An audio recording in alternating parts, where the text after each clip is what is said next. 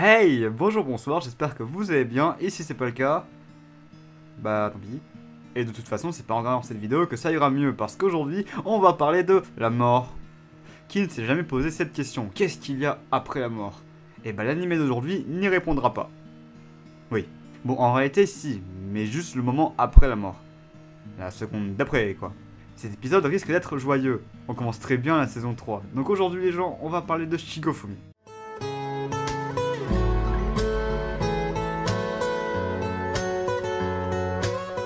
Shigofumi, Story of the Last Letter, littéralement les lettres de l'après-mort, les histoires de la dernière lettre, est un light novel écrit par Ryo Amamiya en 4 volumes sorti en 2006, puis il a eu droit à une adaptation en animé de 12 épisodes sorti en 2008, et évidemment on va parler de celle-ci, hein. On change pas une équipe qui gagne, hein. Et c'est le studio JC Staff qui a donc réalisé l'animé. L'histoire se passe au Japon, en vérité j'en sais rien, mais on va dire que c'est le Japon. On va suivre Fumika, oui, juste Fumika, qui est une personne chargée de transmettre les Shigofumi.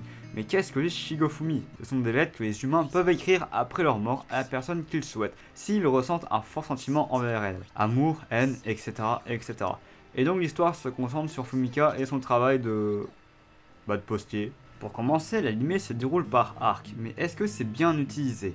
J'ai envie de vous dire que oui, parce qu'on va traiter des choses qui peuvent être, faut se le dire, dures à expliquer, comme le bizutage au lycée, le suicide, le harcèlement sexuel, le rejet par sa famille, des choses gays quoi.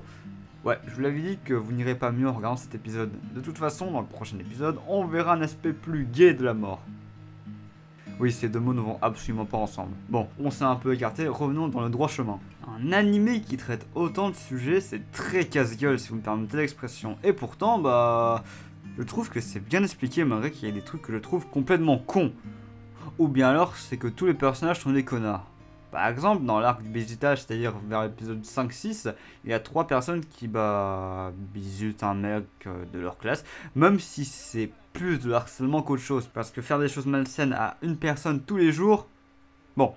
Et du coup, la personne qui se fait harceler va se suicider. Et là, vous me demandez qui est ce personnage à l'écran, et c'est une personne qui savait qui étaient les harceleurs et le harcelé, et devinez ce qu'il a fait. Allez-y, devinez.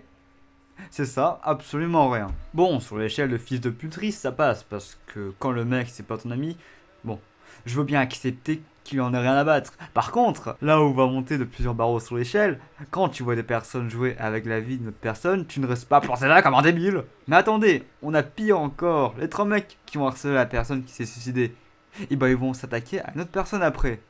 Allez, devinez qui c'est. Allez-y. Et la réponse était le mec qui n'a rien fait quand il devait agir.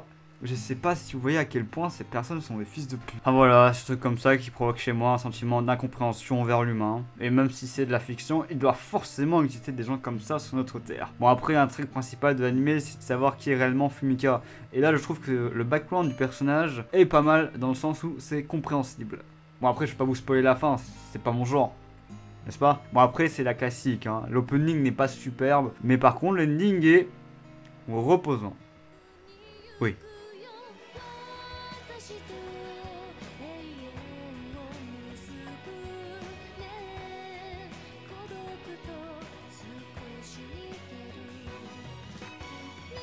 Bon après niveau chara design on est en 2008, hein, donc on peut pardonner au studio JC Staff, hein. Après tout il y avait que la deuxième saison de Clannad ou Sweeter ou encore Black Butler. De toute façon le studio n'est pas réputé aujourd'hui pour le chara design de ses personnages, hein. Bah ouais. Bah ouais, après niveau OST je m'en souviens plus trop, donc je pense que ça répond à la question des OST. Voilà, c'est tout pour cet épisode. Je pense sincèrement que Shigofumi mérite le petit détour parce qu'il parle de sujets ma foi fort intéressants, même si parfois c'est un peu maladroit. Merci d'avoir regardé cet épisode, le prochain sera plus gai, n'est-ce pas, hein? Ouais. Jusqu'à là, vous pouvez vous abonner à la chaîne et me suivre sur les réseaux sociaux. Portez-vous bien et moi je vous dis à la prochaine.